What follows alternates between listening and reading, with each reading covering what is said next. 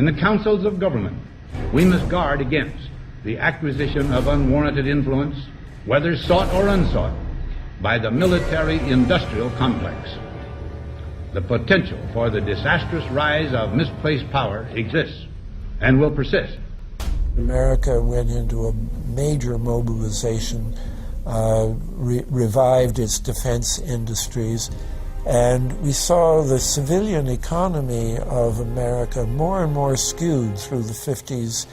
Already in Eisenhower's time, he could see it coming, that you were getting a larger and larger defense military component of the economy, which, unlike the rest of the economy, was very, very centrally organized about lobbying for more and more new weapons.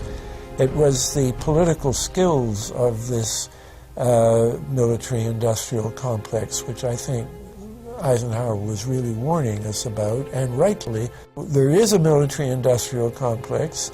Today we see a situation where the civilian economy is really in tatters, and most of our civilian production has gone overseas to third world countries. What do we export? Our biggest export practically is garbage, but apart from garbage, we export military equipment.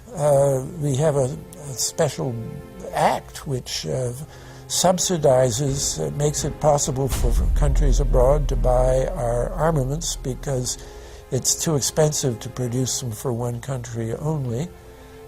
So we have become a very efficient military-industrial complex, but the civilian economy is only a ghost of what it used to be, and this has terrible consequences for democracy because it means that the power of this lobby is now sort of dominating what goes on in Washington.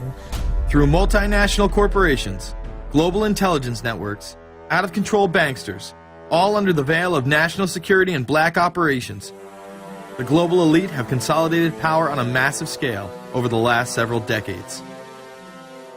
You see, global corporations not only fund and develop large technological and military projects here and abroad, they also own the consumer industry and production, as well as all of the important media. By owning the vast majority of what we hear and see on a daily basis, we have been manipulated on a mass scale as to regards to what we believe and desire, both socially and politically. Edward Bernays, the nephew of world-famous psychoanalyst Sigmund Freud, would study group dynamics and become the father of public relations. He authored the book Propaganda in 1928. In it, he described how to intelligently and consciously manipulate the habits and opinions of the masses within a democratic society. He went on to state that those who harness this unseen mechanism of society constitute an invisible government and are the true ruling power. It is they who pull the wires which control the public mind, who harness old social forces and contrive new ways to bind and guide the world. The average American is distracted, mindless, worried about minuscule things, celebrities, as if it was their own family members. And this is by design, because the powers that be, who own the media, know how our brains work. They know scientifically how the human mind functions. They know about sociology, and they are using the media, and have used the media for decades now, to entertain people with issues that don't really matter. When you have the big news networks covering celebrity issues as if it's the most important thing, it becomes the most important thing. And this is not by accident. This is to keep us out of the way. Because if you're worried about the latest celebrity death, or the latest celebrity couple, or the celebrity breakup, or your sports team having a shot at the Super Bowl or the World Series, there's so much information about those issues that can be discussed that will mesmerize people, and they won't know or care about the real issues that are out there. Well, I think this is just one more piece of evidence of the degree to which the media, supposedly the watchdogs, has become the gatekeeper of the system. Mainstream media are, first of all, nearly all of them corporations, nearly all of them now publicly held, part of the whole Wall Street financial system. that they're supposed to report about objectively, but they can't. They, right now, in October of 2009, they are celebrating the recovery of the biggest banks in New York and saying that the recession is over. Of course, there are a few problems, like foreclosures are going on, unemployment is rising. All of this is affecting the American people, but it's not affecting the financial elite who also control the media. Bernays successfully identified the invisible empire which controlled the minds of men. So as the populace is mesmerized and hypnotized by powerful behind-the-scenes forces, as they are distracted by the latest celebrity scandal, the newest cell phone, and their favorite sports team, this network disguises itself, remaining in the shadows. Despite the elite utilizing Bernays' methods, in conjunction with the military-industrial complex they had erected, a modern arm of this organization was exposed in what came to be known as the Iran-Contra scandal. Essentially, black operations were not only caught dealing arms illegally and supporting South American dictators, but also smuggling drugs into the United States. Iran-Contra was really the merging of two different programs. The first one was support for the Contras, who were, let's face it, a force of terrorists in Nicaragua trying to overthrow the Sandinista government. They were being secretly supported by the CIA, and at the bottom of the whole thing was drugs. Iran-Contra was openly exposed by massive network coverage.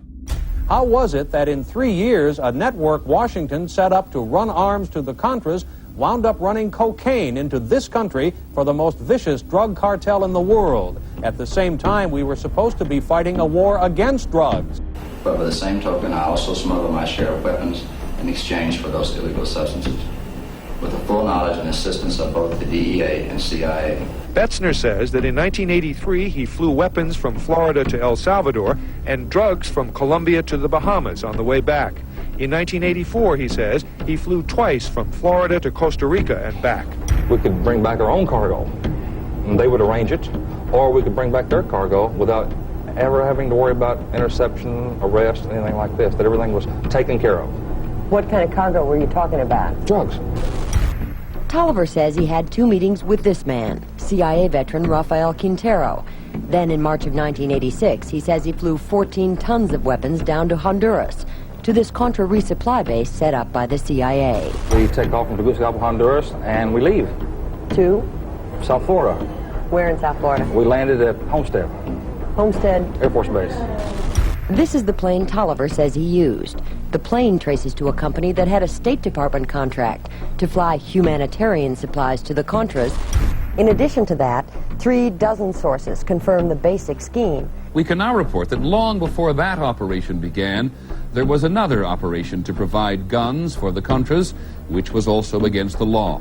In this operation, Americans and Israelis provided arms to the Contras, and then the same network smuggled drugs into the United States.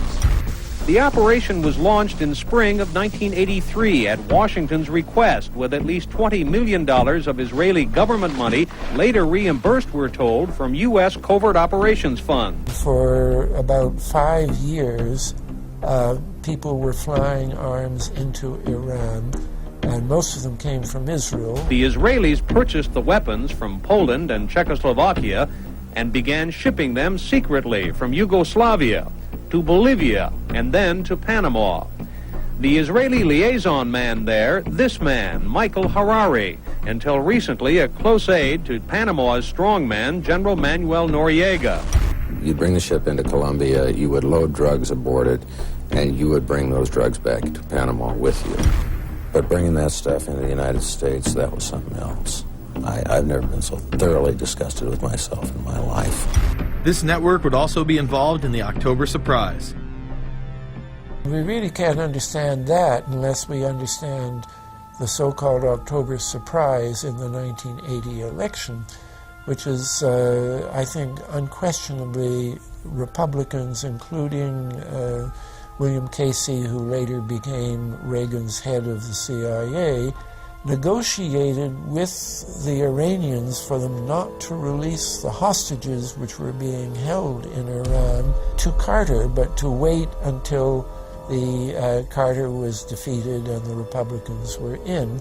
That is what actually happened, that the hostages were only released